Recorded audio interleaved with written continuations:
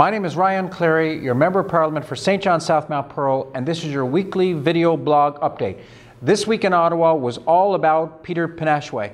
Penashue is Newfoundland and Labrador's representative in the federal Conservative cabinet. He's also Minister of Intergovernmental Affairs. He's been under an incredible amount of heat recently for his spending, his election spending during the 2011 federal general election. Questions about donations, questions about travel spending, that sort of thing. We've repeatedly tried to get him on his feet in the House of Commons to answer those questions, but he hasn't done so. This week, we tried a different tactic.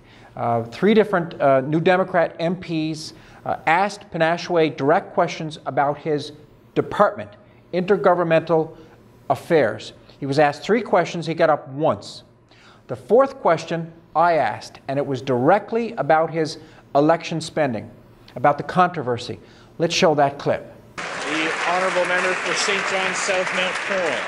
The minister fails to get on his feet to answer questions about his own portfolio. Let's talk about something else the minister is responsible for. His election returns suggest his campaign cashed a check for $5,500 from a construction company. He then tried to cover his tracks by coming up with after-the-fact personal receipts. Mr. Speaker, this matter could be cleared up right now if the minister will stand up and explain what happened. Will he do it now? Yeah. The Honourable Parliamentary Secretary of the Ministry of Transport. Normally what I do with these video blog updates is once I show a clip of a question that I pose on the floor of the House of Commons, I always show the answer from the Conservative minister, from the Conservative MP. In this case, Penashue didn't get up. The person who answered my question was Pierre Poilievre. He's the go-to guy for the federal Conservatives, and he stood up and answered my question. He didn't answer my question. He deflected. So I'm not showing that.